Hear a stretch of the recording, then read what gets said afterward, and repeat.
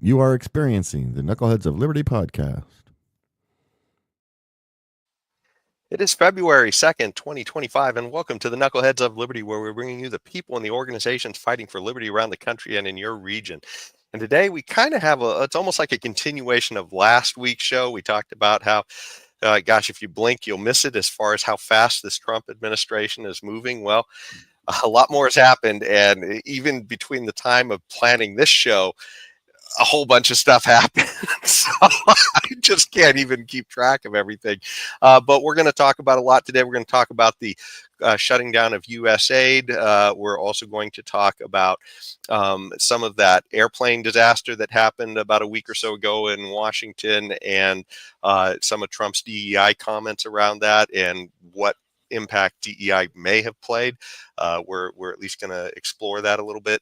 And finally, we'll talk a little bit about the DNC's leadership change and maybe what that might imply about what they've taken away from this last election. So before we get into any of that, let me introduce you to the rest of our panel. In our lower left-hand corner, we have Leon, the word Brathwaite, last word in Liberty. He is a retired engineer in the state of California. In our lower right-hand corner, we have Tim Everett. He is a pilot in the state of California, or Screaming Eagle of Freedom, Tim Everett, sorry. Yeah. And my name's Jason McPhee, I'll be your host today. So we always start off with a quote of the day. And I felt like this one is kind of apropos to what we see happening with Doge. Last week, it was sort of Elon that we had the quote from. This time back to Thomas Jefferson. And I think this kind of seems to be going in the direction that some of maybe some of the spirit of all these moves are. And that government is best which governs least. So I'd say that sounds like a libertarian to me. I'd say if we could get Thomas Jefferson back, let's reelect him. Yeah. What do you guys think about this quote? To me, that's the dream, right? I mean, if government doesn't need to be in a certain area, just get rid of it, right? And that seems to be kind of what Doge is doing in some of these areas. What do you guys think about that? Yeah, he's my favorite founding father, so I like that quote especially. I believe that is correct, and I also believe that my computing device here is showing a 17% battery, and if I don't plug it in now, by the end of the show it'll be at a -4%. So I'm going to go get a plug in. I'll be right back. Okay. Well, this would be the ideal, and I mean with Doge really working hard to scale back government. I think government should be scaled back in every conceivable manner. I think even the military, which I mean, we need the military to protect us, but the military have gotten involved in some things that they have no business in. So yes, we need a government that governs least. We really do, and I hope to God that Doge, under the leadership of President Trump, we will get there. I hope. Mm. Yeah, and it's amazing to me, how fast these guys are moving. I can't emphasize that enough.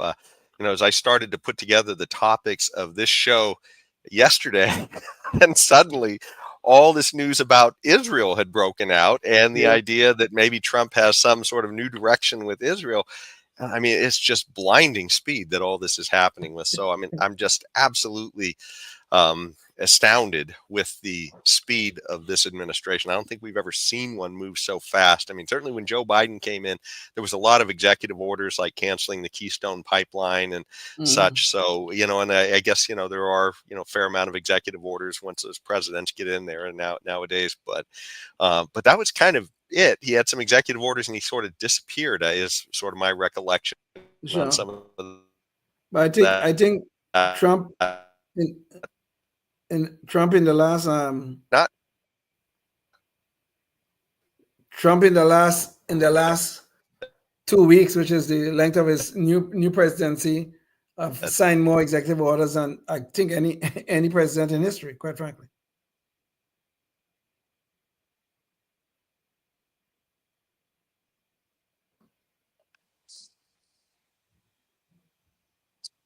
I'm not hearing anybody or seeing anything. As I am still here. Jason is through. okay. Am I disappearing? No, but Okay. Jason's frozen. Oh yeah, I see Jason's frozen. Okay. Now it's Oh, there he is. You were frozen. something weird Yeah, happened. you were frozen. Oh, it was Yeah. just okay.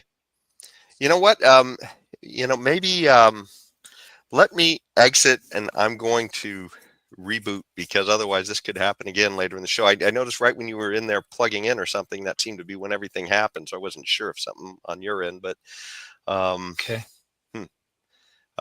yeah, let me exit and I'll come back. It'll probably take just about a half a minute here. Do you want to give Leon? Oh, okay. I thought maybe we could talk about something while he was doing that.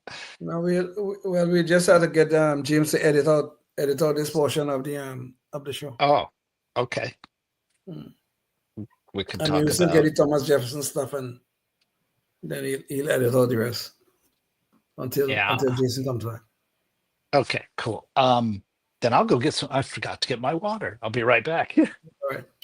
Okay.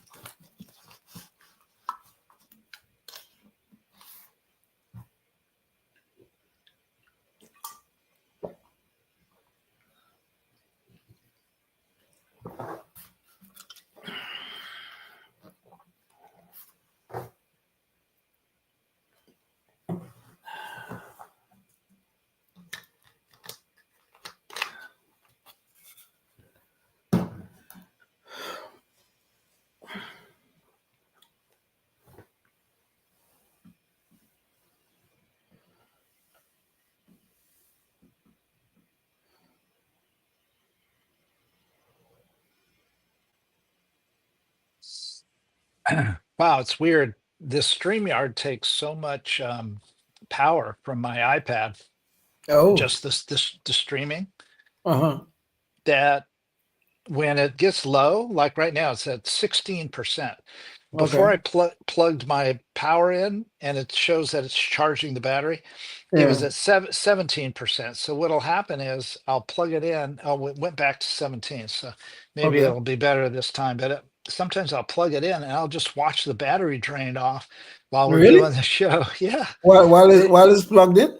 yeah, well, it's plugged in because it just StreamYard takes a ton of Oh. power, apparently. Yeah. Oh goodness! Wow. Yeah, I mean, it sucks the battery life right out of the iPad. I don't know about, are you on a computer like a I'm on a Microsoft PC. computer? I'm on a PC. Okay. So you're always plugged in. It doesn't have battery really. So Yeah. I just plug myself in, and I mean, yeah. there are times I use my PC without the connection, without the cord. But Okay. when I'm doing the show, whenever I'm doing the show, it's always plugged in. All right. So you have a laptop then? A laptop, yes. Okay. Yeah, you're buffering too every now and again, and it's half the time because when I'm having an issue, I'll see you buffering or whoever else is on the other Mm. side, but it's really me that's causing it. It's just buffering because of my issue, not yours. Oh. Okay. So Okay. it's hard to tell, or it could be your issue. You just never can tell just by It could be watching true. buff. Yeah, it could be true. Yes. Yeah. It's you can't tell. So anyway, yeah. We ain't gonna ever get this show off. It's already 7:54 and we ain't done nothing yet. No.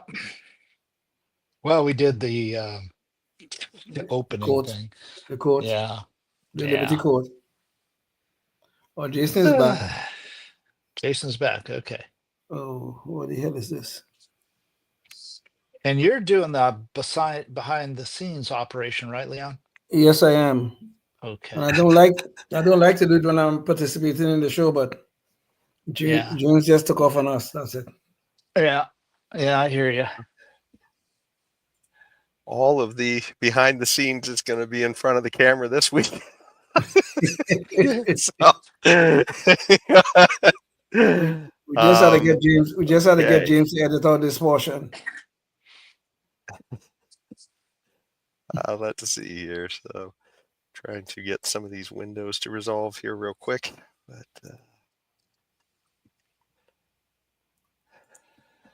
okay. So where we were at, well, we had gone through our our quote of the day. So we're just about to get into the first topic, which is, and so I guess this would be a good place if they edit it for everything to disappear into imagination land. Just happened for the last 4 or 5 minutes. But as we get into the U.S. aid issue, so Leon, maybe you could. Oh, I've got to share screen here. Hold on a second.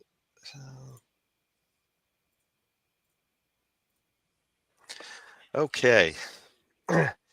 So, picking it up where we left off, it's time to talk about U.S. aid and the issue Doge is doing, trying to eliminate U.S. aid. So maybe you could bring up the visual on this. So in keeping with the spirit of our quote of the day, U.S. aid is about to be part of that government which governs least. Musk wants to get rid of it. So anyways, this was kind of interesting. They decided that among the many things they're going after, U.S. aid is one of them. And so we actually have a little bit of video from a news story to give people a little bit of background about the U.S. aid issue and how fast Musk is moving with this. So Leon, can you play KOL 1? Make no mistake about how Elon Musk measures the success of his role in the Trump administration. There's already been really tremendous progress. We've, rough estimate is that there's at least a few $1 billion a day of savings. The world's richest man now heads the newly created Department of Government Efficiency, or DOGE. To fulfill his cost-cutting mission, President Trump appointed Musk as a special government employee. But it certainly appears Musk has surpassed whatever privilege comes with the new title. He's got access only to letting people go that he thinks are no good if we agree with him. Examine what Musk did to the United States Agency for International Development, or USAID. He shut it down. His staffers told employees to stay home. As we dug into USAID, it became apparent that what we have here is not an apple with a worm in it, but we have actually just a bowl of worms. So USAID is just a ball of worms. But it's not just that they're moving fast. I mean, there is some opposition to this, and I think the next clip will show a little bit about some of the opposition that's starting to build up with the Democrats. So, Leon, can you play KOL 2? Musk's slash and burn tactics also targeted the Treasury Department's financial system, essentially the government's checkbook. Those staffers, whomever they are, now have unprecedented access to the most sensitive payment data in the entire federal government. And tonight it appears Musk has his next target in sight, the Department of Education. While Democrats vow to stop the Musk mission, Republicans countered with their own message. To my friends who are upset, I would say with respect, call somebody who cares. They better get used to this. It's USAID today. It's going to be Department of Education tomorrow. And with respect to U.S. aid, just to give you a little bit of background on that, of what it is they do, it's a whole myriad of different things where money is just seeming to be going around for random things around the world. And the White House press secretary, Levitt, recently had this to say about it. So, Leon, can you play KOL 3 so we can hear what things they're eliminating? Seems like all common sense has been lost in this city, and that's what you see when you look at USAID. I know Secretary Rubio made some comments about how he will be acting as the director over that agency, and here's the reason why Elon Musk and others have been taking a look, because if you look at the waste and abuse that has run through USAID over the past several years, these are some of the insane priorities that organization has been spending money on. $1.5 million to advance DEI in Serbia's workplaces, $70,000 for a production of a DEI musical in Ireland, $47,000 for a transgender opera in Colombia, $32,000 for a transgender comic book in Peru. I don't know about you, but as an American taxpayer, I don't want my dollars going towards this crap. So it's a myriad of strange things, including also too just some soft influence peddling around the world as well, which it just seems to me like, gosh, this seems to be fat. I mean, if there was anything that we're wondering, what is it that our government's doing that it shouldn't be doing? This seems to be it, right? It doesn't seem to have anything to do with putting out a fire in my neighborhood or getting better drinking water in my neighborhood or anything. This is like crazy. What do you guys think about this? This is seems to be a good start for Elon. Well, they also gave quite a bit of money to Politico. I don't know why, but Politico is one of those very friendly organizations that never saw anything wrong with Biden. So you got to wonder why, because they had this big subscription with them and all the kind of stuff and things. So the whole thing about it is that we give our hard-earned dollars in tax payments, we give to the federal government through the IRS. And for God's sake, we barely know what the hell these people are doing with our money. I mean, sure, we know some big things. They spend on the military, they spend on the Department of Education, they spend here, they spend there. But then when we get down in the weeds and find out some of the outrageous things that they are spending our money on, I think it's time for somebody to take a sledgehammer and go to work on getting to first of all, understanding what they are spending their money on, and then getting rid of these disastrous things. Only that which is necessary should remain. My biggest issue, and that's a great point. Yeah, I'm against all that waste, fraud, and abuse stuff going on over there. Bill Kristol getting that guy, all his money he was getting, like, for what, Bill? You're just dumb as a rock. You're wrong on absolutely everything. You're a warmonger.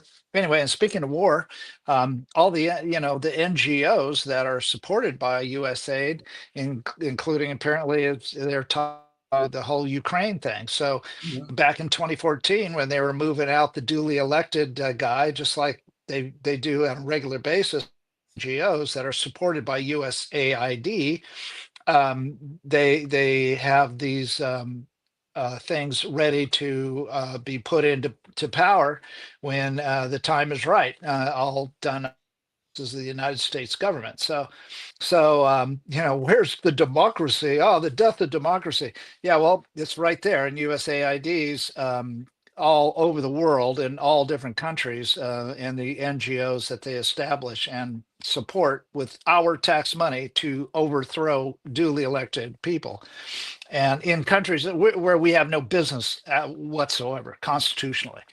But rich people want to get richer. Yeah. Something that disturbs me about all this, though, is that Elon made the comment and he said this is like, first he thought it was just going to be an apple with a worm in it, but it looks like it's all worm and no apple, as far as the USAID goes, and whether or not it's worth preserving.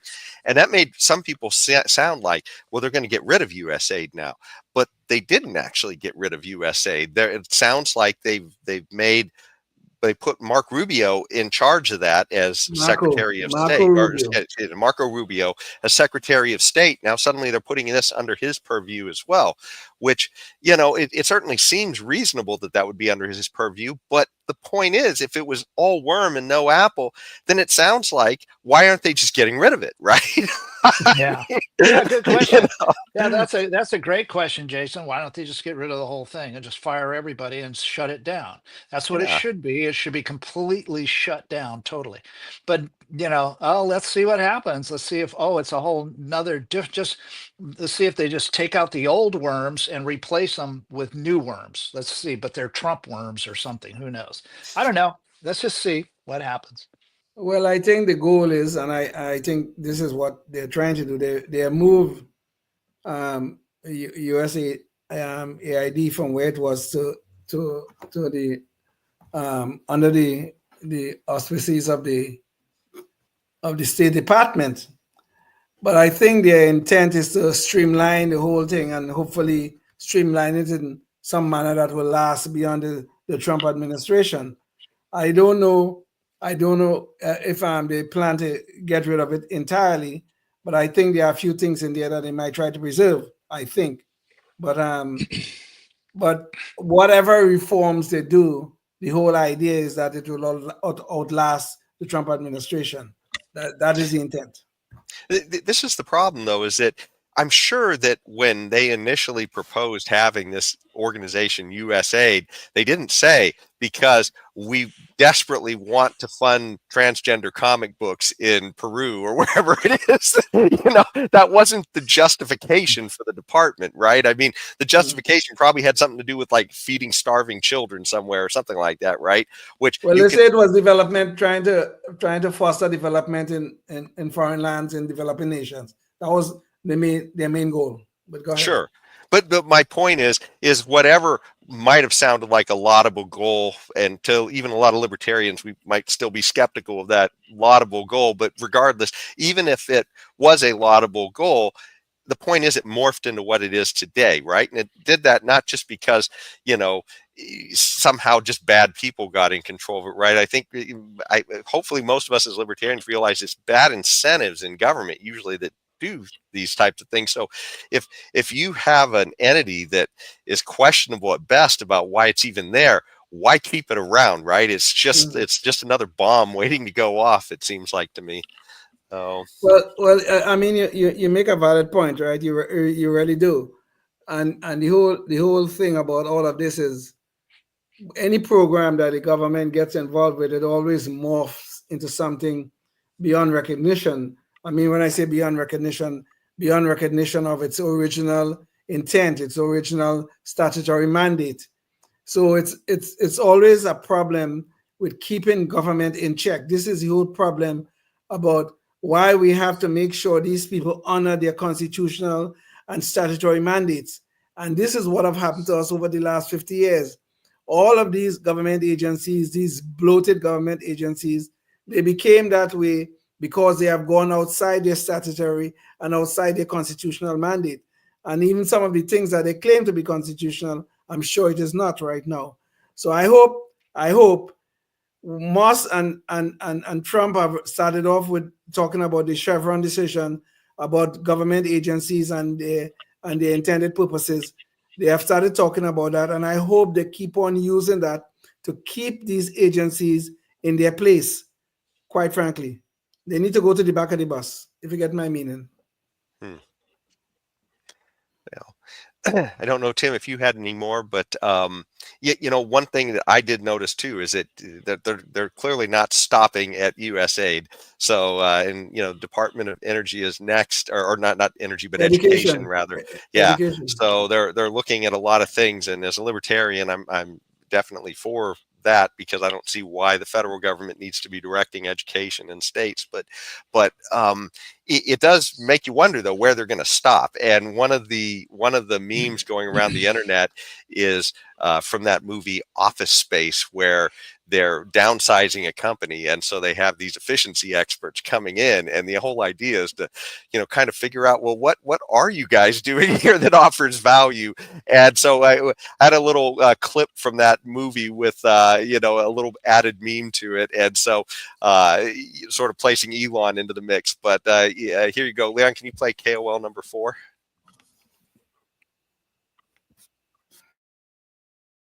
What would you say you do here? I have people skills. I am good at dealing with people. Can't you understand that? What the hell is wrong with you people? Oh, I have a feeling that this meme has sort of been going around, but I think this is coming for a lot of government agencies. So if you find yourself working for the federal government, you may be getting that question at some point. Yes, What exactly is it you do here? So, well, let's see if we don't have anything more on this. Tim, I don't know if you had anything more on the whole federal chopping block. I mean, well, I share Leon's hope that they, well, I hope they shelve the whole thing, but at least, pare it down to something, somewhat constitutional. If they could even find a part in the Constitution giving them the power to go do all the stuff they do with that money. But what I'm going to be looking for in the future is the lack of these NGOs in these foreign countries to get ready for the next war. So, if we have less wars that we get into in foreign lands, then I'll think, well, maybe they did a good job. If it just continues, ad infinitum, just business as usual, war after war after war, then I'll chalk it up to, well, it was enough Trump and Musk and everybody, but you failed like everyone else. Well, it is government, so it certainly wouldn't be surprising if it fails. and I'm very cynical about the whole war thing. So there you go. Yeah. Well, I guess on to our next story then, and this one has to do with a plane crash that actually happened recently, and this was in Washington D.C. And Leon, maybe you could bring up the visual. So there was a let's see this. Tim, I can't remember exactly when the plane crash happened, but I'm sure it'd probably be more. It looks like January 29th is when it happened. So, so this is about a week ago, I guess. Yeah. But essentially, we had an airplane, a passenger airplane with over 60 people on it, and it was landing at Reagan International Airport in Washington D.C. And it wound up crashing into a Black Hawk helicopter, or the Black Hawk helicopter crashed into it, depending upon your perspective, I guess. But either way, it was bad for both of them, and nobody survived. Everybody died in the event, and that has everybody looking now for reasons why. And one of the reasons that has been brought up is the idea that the air traffic controller who was working that day, actually that they were a little bit short-handed. The person, I guess normally there would have been two people there, and in this particular case, that person, they had one person doing two jobs. And so this was one worker left early, but go ahead. Yeah. And so essentially you were short staffed. Well, one person was doing two people's jobs. And I think I've seen some articles that have said that they are only about 85% staffed right now at that particular airport. So it's not like this is just, a one-off type of thing. This is something that is somewhat normal to be short staffed on FAA air controllers. But one of the possible reasons that has come back, and this was mainly brought up by Trump. He brought DEI into the picture as one of the possibilities.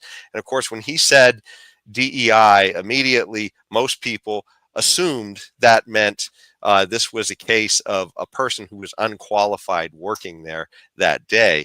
And I think that this might have been sort of misconstrued, justly so, I guess, because usually that's what people mean when they bring up the DEI case. But this is kind of an interesting case because what happened was apparently during the Obama administration, they had tried to change the hiring rules, and they got into this whole kerfuffle of I guess, bureaucratic issues on hiring people because there were a lot of challenges and other things like that went to those rules. So, by the way, they lowered the standards. Let's just be clear. They lowered the standards, but go ahead, please. Sure. I was just saying, so are we at the 28-minute mark, or is that based on? I wouldn't worry about it this time because it's going to have to be edited again, Tim. So, okay. All right. Yeah. All right. Yeah. I'm sorry, Leon. I didn't mean to interrupt. I thought we were. No, it's fine. It's fine. Yeah. Okay. But anyway, so this was kind of an issue, and so we have some. I guess there's a few stories now that have come up on this where they've talked about the FAA's hiring practices, because back during the Obama administration, I guess you had some issues with. I believe it was a particular group of, I think it was a black air controllers, or I can't remember what they call them, the National Board of something. We'll probably see it later in the story, I guess.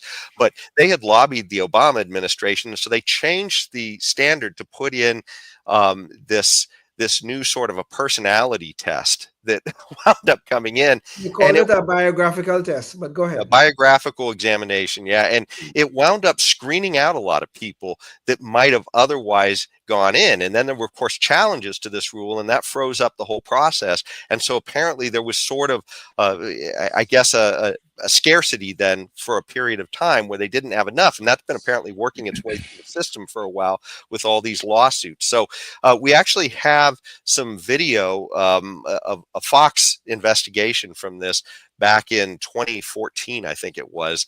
And so that's, let's start looking at this, because they really get into some details here where they talk about the impact of these changes. And so we've sort of broken this apart into bits, and we'll just go through the bits one at a time here. So Leon, maybe you could bring up KOL 5.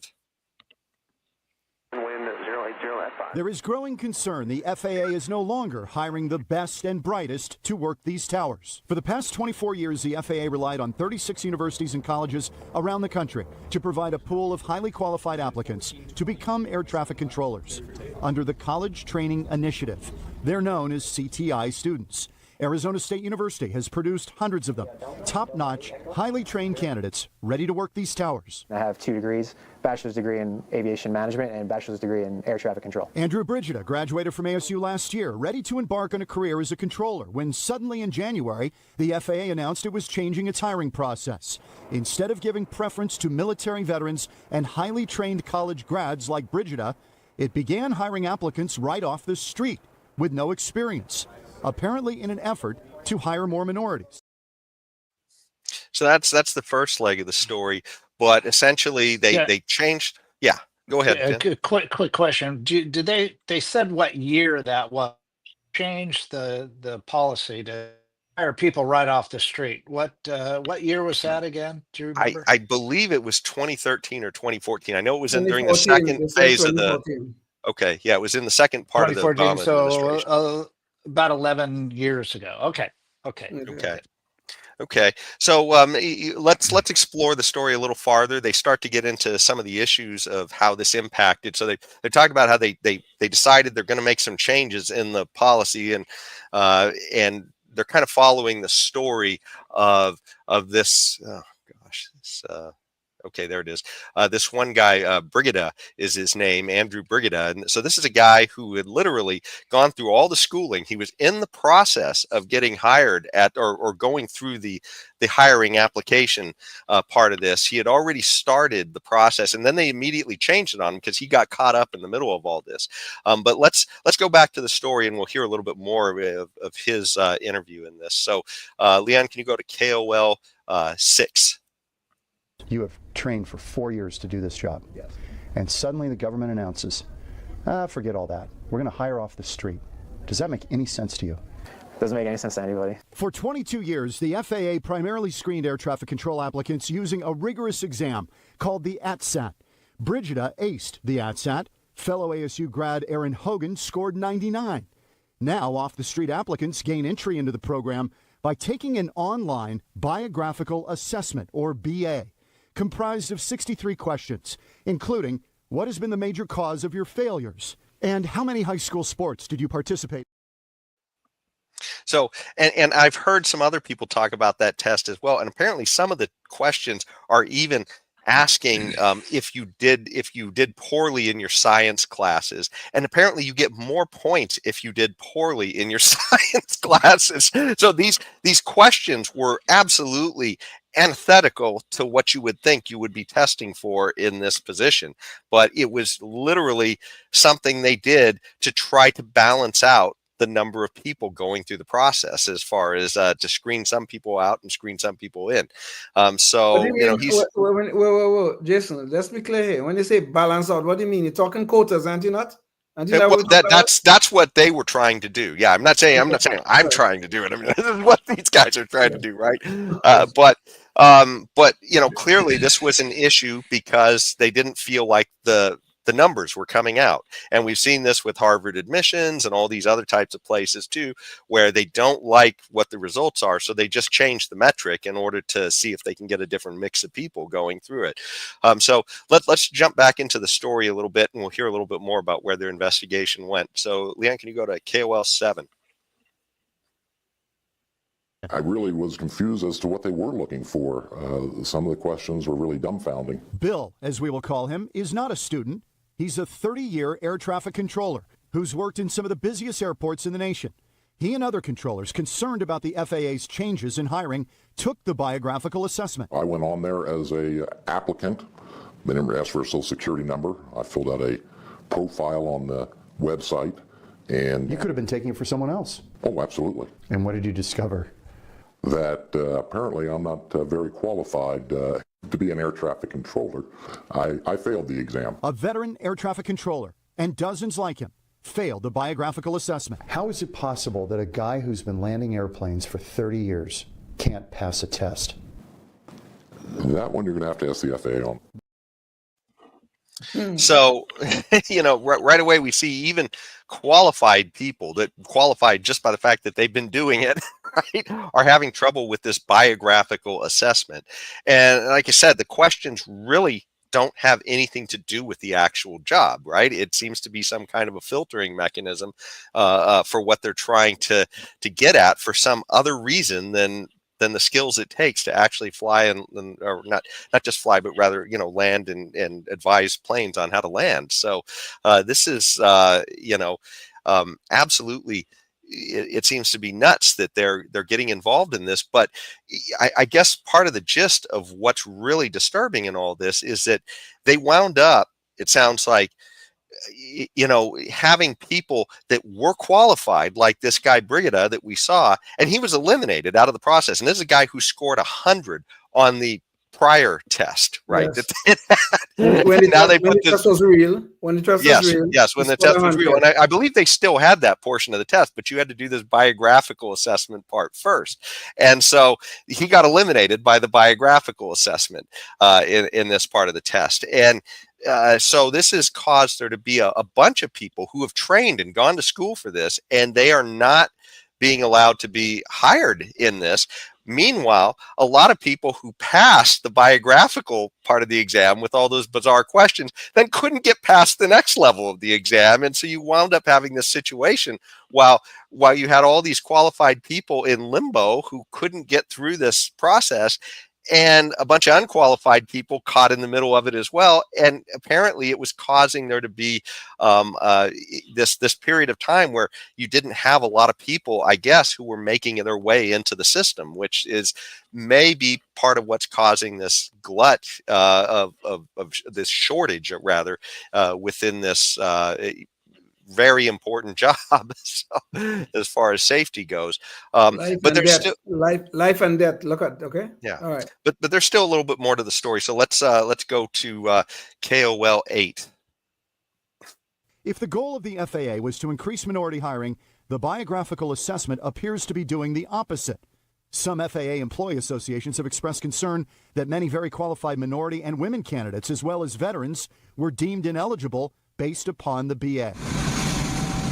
Whatever the motivations of the FAA may be, the hiring changes have derailed the careers of highly qualified candidates like ASU grads Aaron Hogan and Andrew Brigida.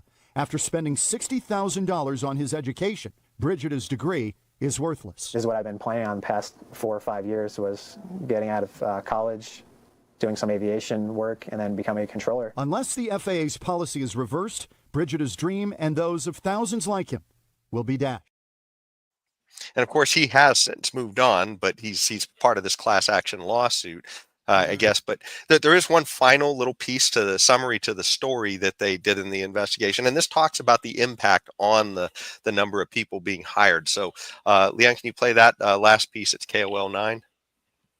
Now, this curiously comes at a time when the FAA is desperate to hire air traffic controllers because so many controllers now are reaching retirement age. The agency needs to hire nearly 12,000 controllers by 2021, and they've already got this pool established with these CTI students that they're apparently no longer interested in. Several congressmen are planning on hearings on the hiring changes within the FAA. One of them, Republican Randy Hultgren of Illinois. He says about the FAA, the agency's lack of transparency continues to erode my confidence that it places in the safety of our skies as a top priority. We'll continue to follow. So, now keep in mind all this happened back in 2014, and that's around the time when this investigation was done. And then Trump came in and he tried to undo some of this stuff in his first administration. And then when it came back to Biden again, he kind of went back in the direction that Obama had been going in with this. And so this may be one of these issues where, Trump comes out kind of talking loose, but there may actually be something more to the story than what it's easy to take away from Trump talking, which is just like, oh, some unqualified person got in there and caused this crash.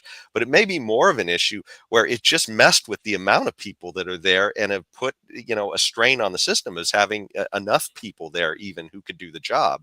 So, so I just thought this was a really interesting story because it's almost like that, the seen and the unseen effects in economics. When we talk about this, seems to be maybe one of those things where it's almost like the unseen effect. All of these issues where they think they're trying to get a certain group of people in there, but it wound up causing a whole bunch of other people not to get hired. And usually you don't see them, but when you don't see the safety people at the FAA, that's a problem, I guess, right?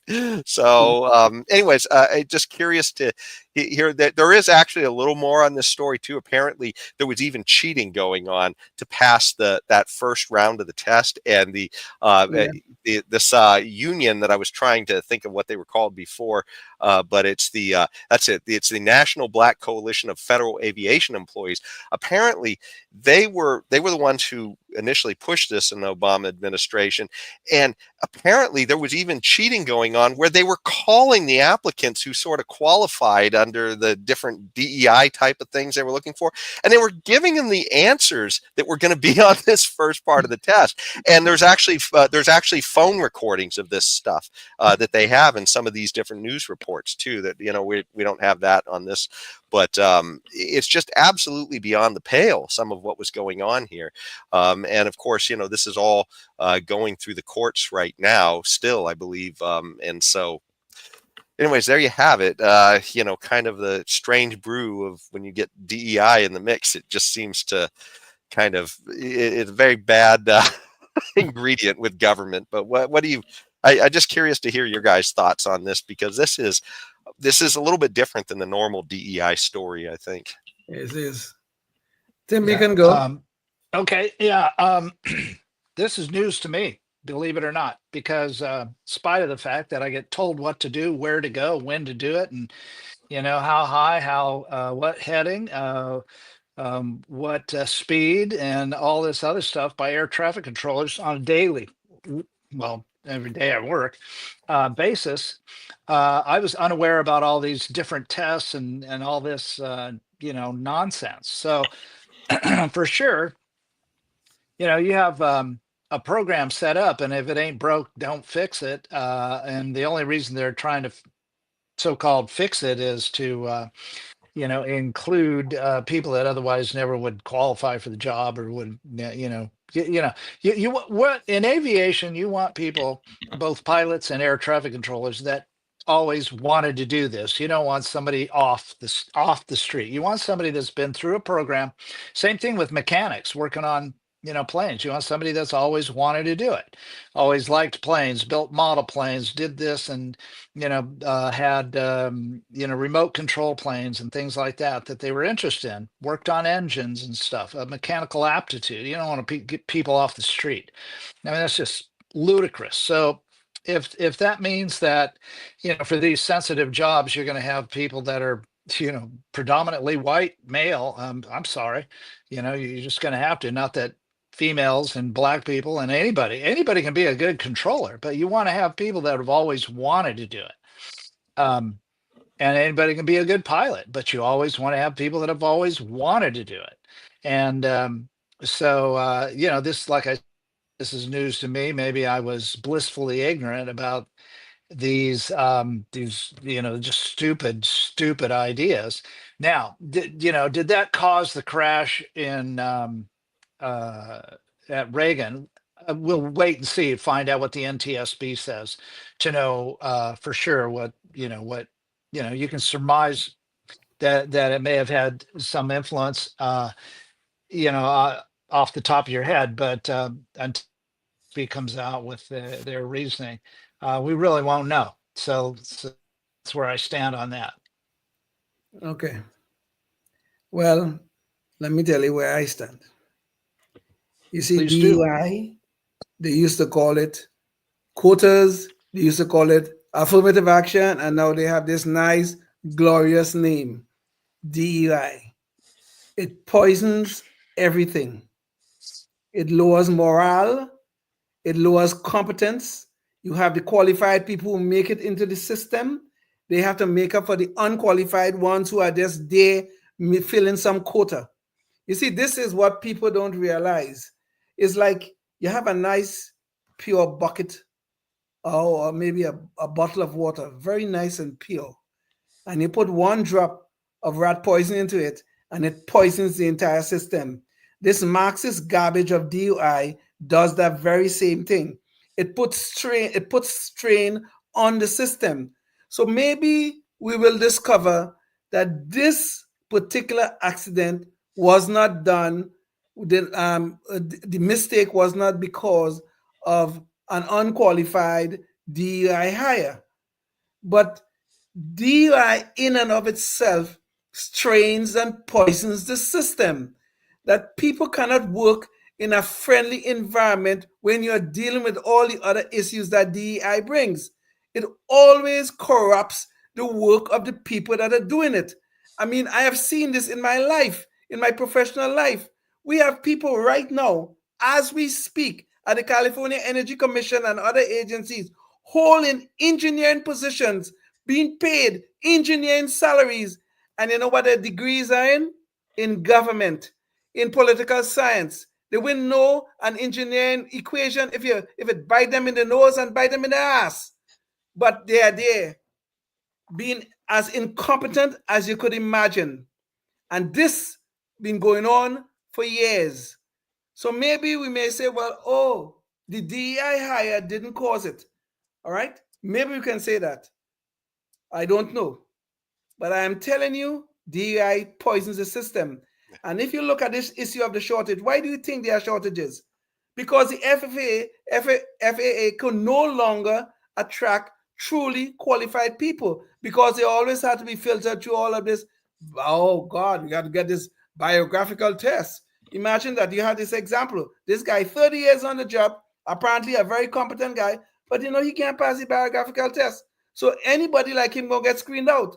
We have military people probably going to get screened out who have been doing this sort of work.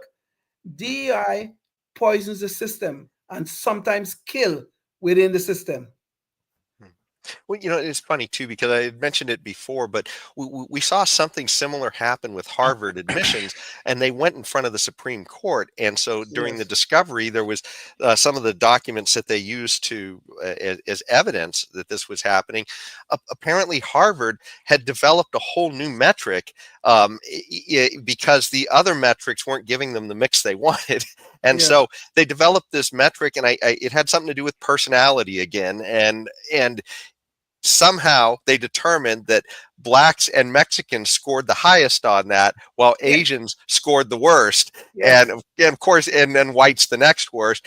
Of course, this is exactly the opposite of all of the other criteria that it was allowing them that they were using to get in at admission. So it was sort of like something they could use to balance out the numbers, right? And in order to get to whatever their objective was, which obviously was a certain type of racial mix that they were looking for. And that seems to be kind of what they were doing here with this particular test, right? Because it had nothing to do with the 4 years of college that one guy went through in order to get the case. It was to get some guy who'd been sitting on his couch and saying, yes, you too can make $140,000 a year, helping to guide airplanes. just show up and take this test and we'll see. This is just the problem, Jason. I'm sorry, maybe I cut you off. I'm sorry. No, that's okay. Go ahead. Okay. But you see, this is just a problem. The FAA has a core mission. This is keeping the skies safe, landing planes and having planes take off as safely as possible. But instead, their core mission became, we got to get the right racial and ethnic. We got to get the right mix. And that somehow is or the other is going to make us better in managing the safety of the skies. Don't you see how absurd that becomes when your mission becomes getting the right numbers rather than landing the plane and taking off the plane safely? When those two conflicting things are there and they are focusing on those numbers, what do you think is going to happen? Shortages are going to happen, incompetence is going to happen, moral is going to go down, and we may end up with a crash sometime. It's perverse incentives. So, there you go. But it does. Though part of the reason I wanted to share the story though is because it is kind of it isn't completely intuitive, right? And that this is not that you would necessarily not get the best applicants, but it's the issue that the idea that this may cause a lot of friction within the system that is somehow causing unintended effects. I mean, just not even having enough people, right? And if you were to search for this story, and that's part of the reason why I was a little bit shocked by this, but if you search for it, almost every story that you look for, you're not going to find this. You're going to find, oh, we looked at the exact guy who's working today, and he wasn't a DEI hire or something like that, right? And therefore, it's not a problem, right? And that's, it's kind of missing the point, right? Is that there may be these much more subtle indicators in the system that something is wrong.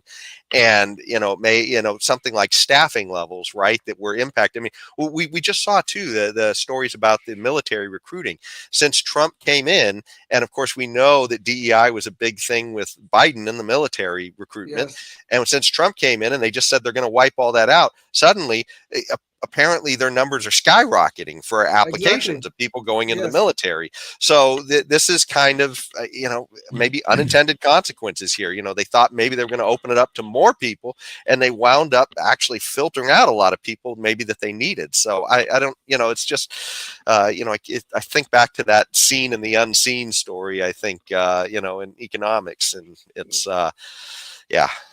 So, but so, I don't know. You did a really good job of showing the history behind this thing and how it affected the air traffic controllers. And so, yes, it's definitely a problem if that's what they've been doing. You don't hire people on the basis of that stupid test, that BA test. You hire people based on their training and their testing on the subject matter, not this nonsense. Okay, so right off the bat, they need to throw that whole thing out. I don't care what they find out about this one particular accident. Now, you asked me about one particular accident, then, I don't do much surmising. I don't point fingers like a armchair quarterback. But if you look at this whole thing in general, and there is no doubt that is not the way to go. That DEI thing is not the way to go on these kind of jobs specifically. And you could probably say it in general too, but that doesn't stop the government from being completely inept, incompetent, and stupid beyond belief. And that's just what the government does. Okay. And so, you could say, well, when the stakes are high, when people's lives are at stake, you got to throw out all the stupidity that we normally would do in the post office and the Department of Education, et cetera, et cetera, et cetera. But when it comes to hiring of air traffic controllers and pilots and people involved in, not highly dangerous. I'm going to say it's every day we're just barely averting a crash. I don't want to make it sound like that. However, when mistakes are made, the consequences can be, like Leon said, opening up a life and death situation. Yes. Hey, Tim, just to jump in too there, that one of the things that's come up in a lot of the stories is that they talk about there's been a lot of recent near misses too. Exactly. Right? And so, this is just more risk in the system, but I hand it back to you, so. Yeah. Sure. You got a good point. So, and when you really think about it, how often do we hear about the near misses? I mean, sometimes it make it into the news. Other times they have near misses and we never hear about them. Yeah. True. Yeah. It reminds me of the old Carl Sagan thing, when they talk about skepticism, some wild stories, you hear about the hits, but not the misses, right? Yeah, true. This is, one of those things, right? But yeah, when we see how this DEI story plays out, with the political parties and in the rest of society, we don't have to look that much further than our last Democrat presidential candidate, right? When he had his vice presidential candidate, he literally said, she will be black and a woman, right? Yes. And so he had already set up this criteria before he even knew who the person was going to be, right? And this kind of brings us to our last story, our Knucklehead Noise Patrol, and it has to do with the Democratic National Committee's recent meeting to elect a new chair, because obviously they got shellacked in this last election, and so they needed new leadership. And so the question is, what kind of leadership are they going to get, and what did they learn? And I think we're going to see that DEI is still really close to the heart of the people that are vying for this job. And Leon, maybe you could play KNP1, because this gives you just a little bit of the insanity that was going on at that. PNC just elected the new leader over the weekend. His name is Ken Martin, Minnesota's party leader. He once called President Trump, quote unquote, a traitor. The event had some cringe-worthy moments. Take a watch. I have a show of hands. How many of you believe that racism and misogyny played a role in Vice President Harris's defeat? Okay. So that's good. You all passed.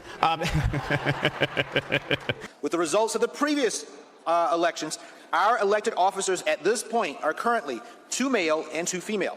In order to be gender balanced, we must add 1 male, 1 female, and 1 person of any gender. So, and this went on for literally, I think the whole event was like 6 hours long. And I saw some of the highlights. This is just a very small sample of that, because they had a land acknowledgement, apparently, that they do in these things, where they talk about how the land that this event is happening on was not always owned by us. It was owned by Native Americans. Then they even had somebody come in. Indigenous people's lands, yes. Yes, and then they even had somebody come in and speak in another language to that. The majority of people couldn't even understand, I guess, what he was talking about. But it's absolutely nuts, right? That everything is about identity. And even to the fact that they can't even accept that Kamala lost because she's a bad candidate, and not because, they assume it had something to do with identity. And so I did have another clip just to remind everybody how bad Kamala was. Right.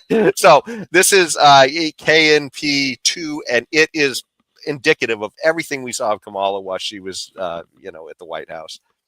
Do you have any plans to visit the border? At some point, we are going to the border. We've been to the border. So this whole thing about the border, we've been to the border. We've been to the border. You haven't been to the border. And I haven't been to Europe. And I don't understand the point that you're making. So can you imagine 4 to 8 years having her as your commander in chief? And that had nothing to do. I mean, there wasn't a white guy asking her the question. That was a very friendly journalist. Very friendly, super friendly. But I mean, the point is that there's nothing there that had to do with her race or skin. It had to do with her intellect in answering the question, right? Yeah. And the fact that she appeared to be dishonest when she was answering the question. That's what people saw of Kamala. That's why she lost. And they haven't learned that. They're still going full in on everything is identity, identity, identity. I mean, what do you guys think about this? I just think the Democrats are still in for a beating, because they haven't really picked up the message yet. Well, you said Kamala, whatever the hell her name is, was being dishonest. I think you're being very charitable. The woman is a damn idiot. That's why she lost elections. Okay, period. Okay, all right. Her first major decision she made as a candidate was to hire a vice president candidate. And you know who she hired? Tim Walz. I don't think she could have done any worse, quite frankly. This woman was the queen of word salads. And everybody, these idiots, this guy is supposed, Jonathan Capehart, he's supposed to be a journalist with the Washington Post. And the only thing he could figure out, well, it was sexist, racism, and misogyny that caused her to lose. No, that didn't cause her to lose. She's a damn idiot. That's why she lost. And these people should learn that. But to be honest, guys, I just hope the Democratic Party continue. Let me back up. I hope and pray the Democratic Party continue on its present trajectory. I wish them all the best. I just hope they keep on going. Really and truly. I want them to keep on emphasizing all this DEI shit, pardon my language, all this crap, all this misogyny, racist, Trump is a Hitler, and all, and now Elon Musk is a Hitler. I want them to continue. Please, just keep on going. Please, I love it. Keep on going. Thank you. You say that because you think it's not in their favor. My goodness, it's almost like you think that it's going to keep them out of the White House and out of politics as long as they keep doing it. Yeah, it looks that way. But in addition, I mean, yeah, they don't. For example, one thing, she wanted to put price controls on grocery stores because of the high Yes. grocery Yeah. prices. Okay, well, that alone, I mean, that right there disqualifies her, because she's an economic ignoramus for thinking that kind of stuff. And so yeah, it was that stuff, Kamala. It wasn't racism or misogyny. It was you're dumb and your party's policies are completely off kilter, and they're not making points with people that have to work for a living. Yeah. Well, this is one of the things that kills me too, because we see this play into so many other areas of our discourse, between left and right. So obviously Elon Musk has become very abrasive with the left in the fact that he's sort of the point man for Trump and taking apart a lot of these institutions that are sort of beloved by them when they're in control. And what have they done with Elon? Are they coming at him and attacking him because they don't like the strategy that he has? No, they're saying he's a Nazi. I mean, that's literally the attack that they make. I mean, he was at after Trump won. We covered this on the show a couple of weeks ago, but he wound up having this awkward salute to his audience, as he was talking about how grateful he was for all of them for voting for Trump, and he said, "My heart goes out to you." Yeah. And then suddenly everybody is covering it as Elon Musk is a Nazi. That's a Nazi salute. And I mean, it's like, can't you just attack him because you don't like his ideas and attack the ideas instead of attacking him because you believe he's a white supremacist? Not based upon anything he said, just based upon somehow I don't know if you guys remember when they had that one school, that college, and they accused all the kids of being racist because people were given the OK symbol during a basketball game or something. Yes. And they said immediately, no, don't you understand? That's a bird signal to white supremacists. And I mean, it's like they literally talk about interpreting things in the worst light possible to people that they don't like. And why didn't they even like those kids? Because they were the wrong color, right? They were white kids. So let's say that they're all terrible people, kind of like Philip Sandman, when that, that Native American protester guy came into that group of high school students, and everybody said, well, it must be that kid's fault because he's white. Right? Yeah. Just standing there smiling at the guy, and the guy he was just standing there doing nothing, and suddenly viral moment went, and all of these news media organizations were saying, look at that terrible white kid, and he's got even some of them were saying he had a punchable face, and it's just like, oh my God. And by the way, too, some of Elon's people in Doge, they are making now threats. There are apparently a lot of death threats going out to the people that Elon has doing. He's got all these kids that are these tech geeks, I guess, that these awesome coders, and they're the ones who are going in there and trying to uncover all the information. And they're making hit lists for these kids now, which is just absolutely nuts. So yeah, I don't know. Just seems like hate and identity politics is. It's just horrible. Whenever totalitarians try to take power, what do they resort to? Violence, always. Yeah. Well. Yep. Yeah. Well, I can't think of too much more unless you guys have any more to add to these stories. I guess we can wrap her up. So. Yes. Well, thanks so much, everybody, for joining us for this episode. Hopefully, we'll have some new guests on soon so that we can share what they're doing on the Liberty front. But until then, think about what you can be doing in your own community to try and advance the ball for liberty, because I tell you, there are all these people they got their eyes set on taking away your liberty. So until the next time, stay tuned and stay free. Oh, yes, indeed.